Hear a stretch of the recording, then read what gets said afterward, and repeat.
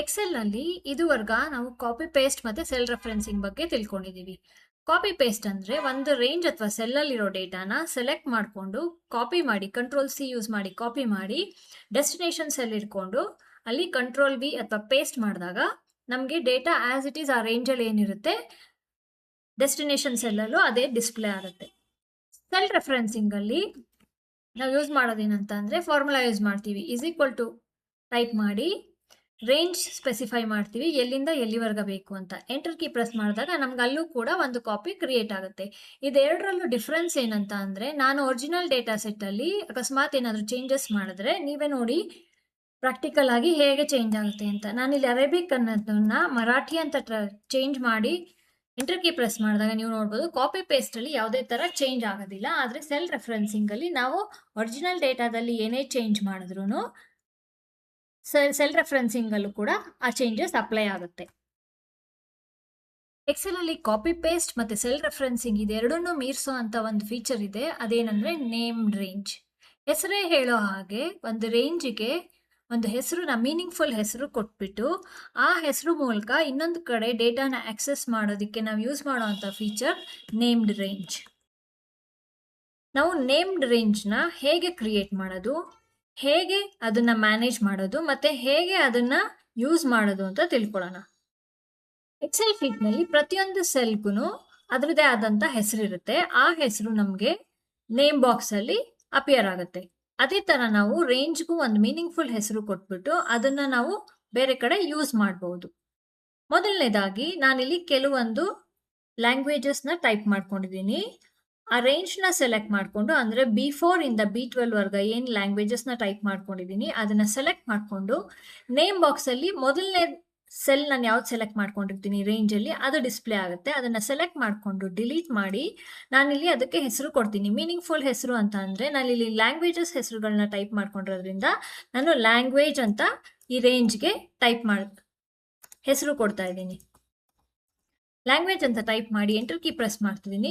ಈಗ name range create ಆಗಿದೆ. ಅದು ಹೇಗೆ ಗೊತ್ತಾಗುತ್ತೆ ಅಂದರೆ, ನಾವು ಯಾವುದಾದ್ರೂ ಒಂದು ಸೆಲ್ಲಲ್ಲಿ ಮೌಸ್ನ ಪ್ಲೇಸ್ ಮಾಡಿ ಅಲ್ಲಿ ಫಾರ್ಮುಲಾ ಟೈಪ್ ಮಾಡಬೇಕು. Very simple. Is equal to type ಮಾಡಿ ನಾನು ರೇಂಜ್ಗೆ ಏನು ಹೆಸರು ಕೊಟ್ಟಿದ್ದೆ ಲ್ಯಾಂಗ್ವೇಜ್ ಅಂತ ನಾನು ಇಲ್ಲಿ ಅದನ್ನು ಟೈಪ್ ಮಾಡೋಕ್ಕೆ ಶುರು ಮಾಡಿದ ತಕ್ಷಣ ನಮಗೆ ಇಂಟೆಲಿಜೆನ್ಸಲ್ಲಿ ಕೆಳಗಡೆ ಇಲ್ಲಿ ನಾನು ಏನು ಟೈಪ್ ಮಾಡಿದ್ದೆ ಹೆಸರು ಕೊಡಬೇಕಾದ್ರೆ ಅದು ನನಗೆ ಕಾಣಿಸುತ್ತೆ. ಅದನ್ನು ಸೆಲೆಕ್ಟ್ ಮಾಡಿಕೊಂಡು ಎಂಟರ್ ಕೀ ಪ್ರೆಸ್ ಮಾಡಿದಾಗ ನಾನು ಯಾವ ರೇಂಜಿಗೆ ಹೆಸರು ಕೊಟ್ಟಿದ್ದೆ ಲ್ಯಾಂಗ್ವೇಜ್ ಅಂತ ಅದಷ್ಟು ರೇಂಜಲ್ಲಿರೋ ವ್ಯಾಲ್ಯೂಸ್ ನನಗೆ ಇಲ್ಲಿ ರಿಫ್ಲೆಕ್ಟ್ ಆಗುತ್ತೆ.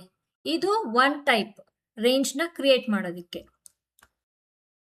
ನೇಮ್ಡ್ ರೇಂಜ್ನ ಕ್ರಿಯೇಟ್ ಮಾಡೋದಕ್ಕೆ ಸೆಕೆಂಡ್ ಮೆಥಡ್ ಯಾವುದಂದ್ರೆ ಫಾರ್ಮುಲಾಸ್ ಟ್ಯಾಬಲ್ಲಿ ಡಿಫೈನ್ ನೇಮ್ಸ್ ಅಂತ ಗ್ರೂಪ್ ಇದೆ. ಆ ಗ್ರೂಪಲ್ಲಿ ಡಿಫೈನ್ ನೇಮ್ ಅಂತ ಒಂದು ಆಪ್ಷನ್ ಇದೆ. ಆ ಆಪ್ಷನ್ನ ಕ್ಲಿಕ್ ಮಾಡಿ ಕೂಡ ನಾವು ನೇಮ್ಡ್ ರೇಂಜ್ನ ಕ್ರಿಯೇಟ್ ಮಾಡ್ಬೋದು. ಮೊದಲನೇದಾಗಿ ನಾನು ರೇಂಜ್ನ ಸೆಲೆಕ್ಟ್ ಮಾಡ್ಕೋತೀನಿ. ಇಲ್ಲಿ ಕೆಲವೊಂದು ಡಿಪಾರ್ಟ್ಮೆಂಟ್ ಹೆಸರನ್ನ ಟೈಪ್ ಮಾಡ್ಕೊಂಡಿದ್ದೀನಿ. ಅದನ್ನು ಸೆಲೆಕ್ಟ್ ಮಾಡಿಕೊಂಡು ಡಿಫೈನ್ ನೇಮ್ ಅಂತ ಕ್ಲಿಕ್ ಮಾಡಿದ ತಕ್ಷಣ ಒಂದು ಡೈಲಾಗ್ ಬಾಕ್ಸ್ ಅಪಿಯರ್ ಆಗುತ್ತೆ.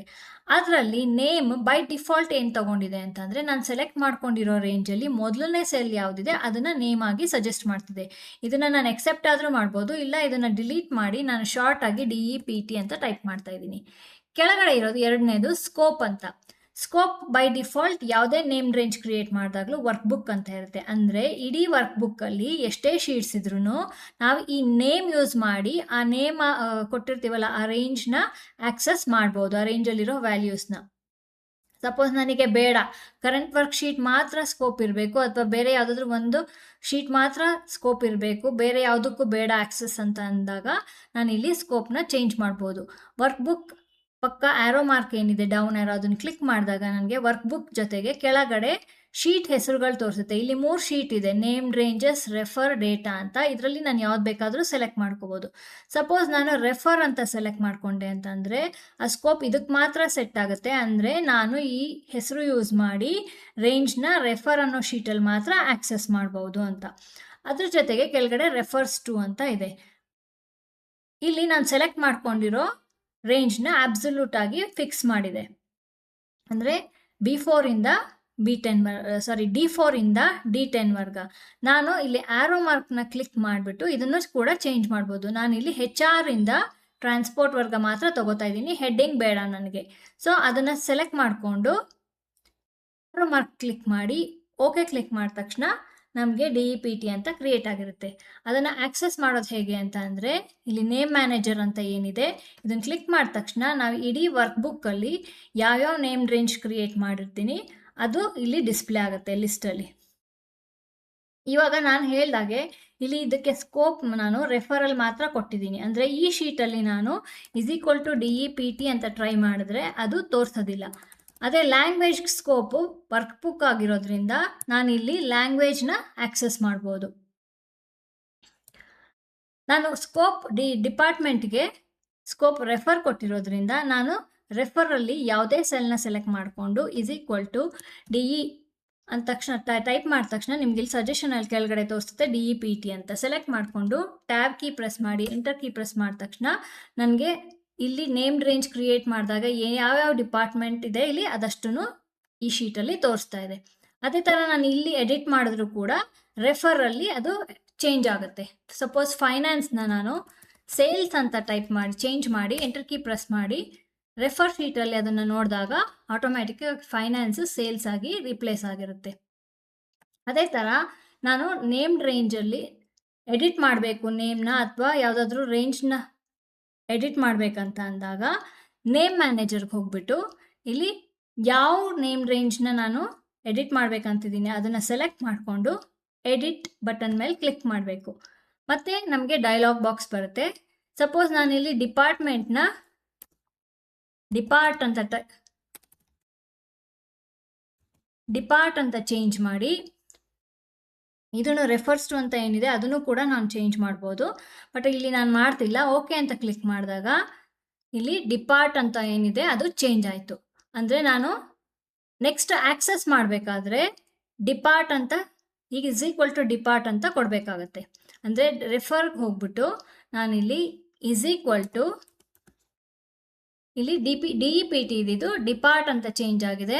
ಇದನ್ನು ಸೆಲೆಕ್ಟ್ ಮಾಡ್ಕೊಂಡು ಟ್ಯಾಬ್ ಕೀ ಪ್ರೆಸ್ ಮಾಡಿ ಎಂಟರ್ ಕೀ ಪ್ರೆಸ್ ಮಾಡಿದ ತಕ್ಷಣ ನಿಮಗೆ ಇಲ್ಲಿ ಚೇಂಜಸ್ ಕಾಣಿಸುತ್ತೆ.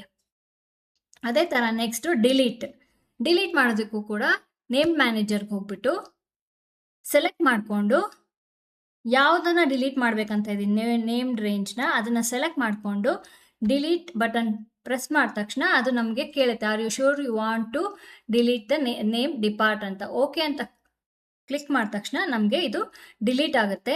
ನಾನು ಮತ್ತೆ ಇದನ್ನು ಆಕ್ಸೆಸ್ ಮಾಡೋದಕ್ಕೆ ಇಲ್ಲಿ ನೋಡ್ಬೋದು ನೀವು ನಾನು ಡಿಲೀಟ್ ಮಾಡಿದ ತಕ್ಷಣ ಇಲ್ಲಿ ನಾನು ಏನು ರೆಫರೆನ್ಸ್ ಕೊಟ್ಟಿದ್ದೆ ಅಲ್ಲಿ ಡಿಲೀಟ್ ಆಗಿರೋದ್ರಿಂದ ಡಿಪಾರ್ಟ್ ಅನ್ನೋದು ನಮಗೆ ಇಲ್ಲಿ ನೇಮ್ ಎರರ್ ತೋರಿಸುತ್ತೆ. ಅಂದರೆ ನಮಗೆ ಇಲ್ಲಿ ನಾವು ಏನು ಆಕ್ಸೆಸ್ ಮಾಡೋಕ್ಕೆ ಟ್ರೈ ಮಾಡ್ತಿದ್ದೀವಿ ಅದು ಎಕ್ಸಿಸ್ಟಿಂಗ್ ಇಲ್ಲದೆ ಇರೋದ್ರಿಂದ ಅದು ನಮಗೆ ಎರರ್ ತೋರಿಸುತ್ತೆ. ಸೊ ಯಾವಾಗಲಾದರೂ ನೇಮ್ ರೇಂಜ್ ಕ್ರಿಯೇಟ್ ಮಾಡಿ ಅದನ್ನು ಆಕ್ಸೆಸ್ ಮಾಡಿಬಿಟ್ಟು ಡಿಲೀಟ್ ಮಾಡಿದರೆ ನಾವು ಎಲ್ಲಿ ಆಕ್ಸೆಸ್ ಮಾಡಿರ್ತೀವಿ ಅಲ್ಲಿ ಎರರ್ ಮೆಸೇಜ್ ತೋರಿಸುತ್ತೆ. ಇಲ್ಲಿವರೆಗ ಸಿಂಗಲ್ ರೇಂಜ್ ಮೇಲೆ ಹೇಗೆ ನೇಮ್ಡ್ ರೇಂಜ್ನ ಕ್ರಿಯೇಟ್ ಮಾಡೋದು ಅಂತ ತಿಳ್ಕೊಂಡ್ವಿ. ಮಲ್ಟಿಪಲ್ ಕಾಲಮ್ಸ್ ಇರುವಂಥ ಡೇಟಾ ಇರುವಾಗ ಹೇಗೆ ನಾವು ನೇಮ್ಡ್ ರೇಂಜ್ನ ಕ್ರಿಯೇಟ್ ಮಾಡೋದು ಮತ್ತು ಹೇಗೆ ಅದನ್ನು ಪ್ರಾಕ್ಟಿಕಲ್ ಆಗಿ ಕ್ಯಾಲ್ಕುಲೇಷನ್ಸಲ್ಲಿ ಯೂಸ್ ಮಾಡೋದು ಅಂತ ನೋಡೋಣ. ಇಲ್ಲಿ ನಾನು ಒಂದು ಡೇಟಾ ಸೆಟ್ನ ಕ್ರಿಯೇಟ್ ಮಾಡ್ಕೊಂಡಿದ್ದೀನಿ. ಇದರಲ್ಲಿ ಮಲ್ಟಿಪಲ್ ಕಾಲಮ್ಸ್ ಇದೆ. Category, brand, item, pack size, unit price, quantity sold ಮತ್ತು ಟೋಟಲ್. ಇದಿಷ್ಟ್ರ ಮೇಲೂ ನಾನು ಒಂದೊಂದೇ ನೇಮ್ಡ್ ರೇಂಜ್ನ ಕ್ರಿಯೇಟ್ ಮಾಡಬೇಕಾದ್ರೆ ಟೈಮ್ ಹಿಡಿಯುತ್ತೆ. ಸೊ ನಾನು ಒಟ್ಟಿಗೆ ಕ್ರಿಯೇಟ್ ಮಾಡಬೇಕು ಅಂದಾಗ ಡೇಟಾ ಸೆಟ್ಟಲ್ಲಿ ಯಾವುದಾದ್ರೂ ಒಂದು ಸೆಲ್ನ ಸೆಲೆಕ್ಟ್ ಮಾಡಿಕೊಂಡು Ctrl+A ಕೀ ಪ್ರೆಸ್ ಮಾಡಿದಾಗ ಕಂಪ್ಲೀಟ್ ಡೇಟಾ ಏನಿದೆ ಅದು ಸೆಲೆಕ್ಟ್ ಆಗುತ್ತೆ. ಇದ್ರ ಮೇಲೆ ನಾನು ಇವಾಗ ನೇಮ್ಡ್ ರೇಂಜ್ ಕ್ರಿಯೇಟ್ ಮಾಡಬೇಕು ಅಂದರೆ ಫಾರ್ಮುಲಾಸ್ ಟ್ಯಾಬಲ್ಲಿ ಡಿಫೈನ್ ನೇಮ್ಸ್ ಗ್ರೂಪ್ ಏನಿದೆ ಅಲ್ಲಿ ಕ್ರಿಯೇಟ್ ಫ್ರಮ್ ಸೆಲೆಕ್ಷನ್ ಅಂತ ಏನಿದೆ ಅದನ್ನು ಕ್ಲಿಕ್ ಮಾಡಬೇಕು. ಶಾರ್ಟ್ಕಟ್ ಕೀ ಇದಕ್ಕೆ Ctrl+Shift+F3. ಇದನ್ನು ಕ್ಲಿಕ್ ಮಾಡಿದಾಗ ನಮಗೆ ಒಂದು ಚಿಕ್ಕ ಡೈಲಾಗ್ ಬಾಕ್ಸ್ ಅಪಿಯರ್ ಆಗುತ್ತೆ.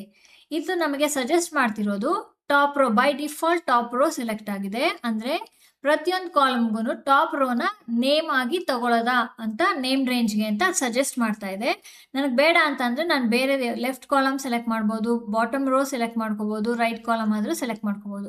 ಬಟ್ ಇಲ್ಲಿ ನನಗೆ ಮೀನಿಂಗ್ಫುಲ್ ಆಗಿರೋ ನೇಮ್ ಬೇಕಾಗಿರೋದ್ರಿಂದ ಕ್ಯಾಟಗರೀಸ್ಗೆ ಕ್ಯಾಟಗರಿ ಅಂತ, ಬ್ರ್ಯಾಂಡ್ ನೇಮ್ಸ್ಗೆ ಬ್ರ್ಯಾಂಡ್ ಅಂತ, ಅದೇ ಥರ ಉಳಿದಿರೋ ಡೇಟಾಗೂ ನಾನು ಟಾಪ್ ರೋನ ನೇಮ್ಸ್ ಆಗಿ ತಗೋತಾ ಇದ್ದೀನಿ.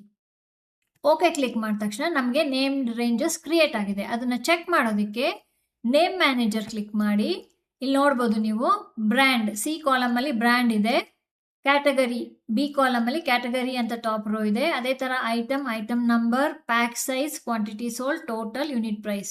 ಇಲ್ಲಿ ಈ ಡೇಟಾ ಸೆಟ್ಟಲ್ಲಿ ಟಾಪ್ ರೋನಲ್ಲಿ ಏನಿದೆ ಆ ಹೆಸರಲ್ಲಿ ನಮಗೆ ನೇಮ್ ರೇಂಜಸ್ ಕ್ರಿಯೇಟ್ ಆಗಿದೆ. ಅದನ್ನು ಆಕ್ಸೆಸ್ ಮಾಡೋದು ಹೇಗೆ ಅಂತ ನೋಡೋಣ.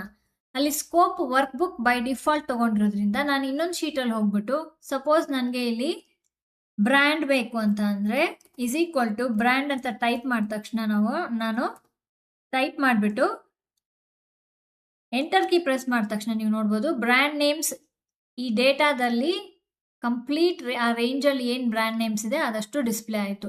ಸಪೋಸ್ ನನಗೆ ಕ್ವಾಂಟಿಟಿ ಬೇಕು ಅಂತಂದರೆ ಕ್ವಾಂಟಿಟಿ ಸೋಲ್ಡ್ ಏನಿದೆ ಅದನ್ನು ಸೆಲೆಕ್ಟ್ ಮಾಡಿಕೊಂಡು ಎಂಟರ್ ಕೀ ಪ್ರೆಸ್ ಮಾಡಿದಾಗ ನಮಗೆ ಆ ಪರ್ಟಿಕ್ಯುಲರ್ ರೇಂಜಲ್ಲಿ ಕ್ವಾಂಟಿಟಿ ಏನಿದೆ ಅದಷ್ಟು ನಂಗೆ ಅಲ್ಲಿ ಡಿಸ್ಪ್ಲೇ ಆಗ್ತಾ ಇದೆ.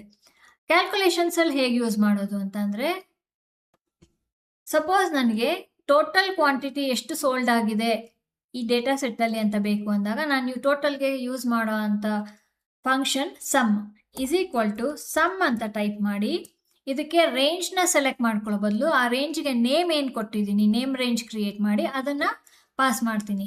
ಅದು ಕ್ವಾಂಟಿಟಿ ಸೋಲ್ಡ್. ಇಲ್ಲಿ ನೀವು ನೋಡ್ಬೋದು ಕ್ವಾಂಟಿಟಿ ಸೋಲ್ಡ್ ಏನು ತೋರಿಸ್ತಾ ಇದೆ. ಸೆಲೆಕ್ಟ್ ಮಾಡಿಕೊಂಡು ಬ್ರಾಕೆಟ್ಸ್ ಕ್ಲೋಸ್ ಮಾಡಿ ಎಂಟರ್ ಕೀ ಪ್ರೆಸ್ ಮಾಡಿದ ತಕ್ಷಣ ನೀವು ನೋಡ್ಬೋದು 1841 ಅಂತ ಟೋಟಲ್ ತೋರಿಸ್ತಾ ಇದೆ. ಕ್ರಾಸ್ ಚೆಕ್ ಮಾಡೋದಕ್ಕೆ ಆ್ಯಸ್ ಯೂಶುವಲ್ ಆ ರೇಂಜ್ನ ಸೆಲೆಕ್ಟ್ ಮಾಡ್ಕೊಳ್ಳಿ. ಕೆಳಗಡೆ ನೀವು ಸ್ಟೇಟಸ್ ಬಾರಲ್ಲಿ ನೋಡ್ಬೋದು 1841 ಅದು ಟೋಟಲ್ ಕರೆಕ್ಟ್ ಆಗಿದೆ.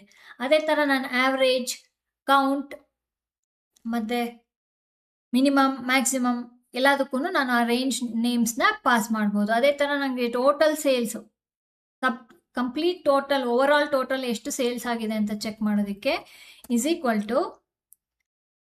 ಸಮ್ ಫಂಕ್ಷನ್ ನೇಮ್ ಟೈಪ್ ಮಾಡಿ ಬ್ರಾಕೆಟ್ಸ್ ಓಪನ್ ಮಾಡಿ ಇಲ್ಲಿ ನಾನು ಈ ರೇಂಜ್ಗೆ ಹೆಸರು ಟೋಟಲ್ ಅಂತ ತೊಗೊಂಡಿರೋದ್ರಿಂದ ಟೋಟಲ್ ಅಂತ ಏನಿದೆ ಅದನ್ನು ಸೆಲೆಕ್ಟ್ ಮಾಡಿಬಿಟ್ಟು ಆ ರೇಂಜ್ ನೇಮ್ನ ಪಾಸ್ ಮಾಡಿ ಎಂಟರ್ ಕೀ ಪ್ರೆಸ್ ಮಾಡಿದಾಗ ನಮಗೆ ಟೋಟಲ್ ಕೂಡ ಇಲ್ಲಿ ಅಪಿಯರ್ ಆಗುತ್ತೆ.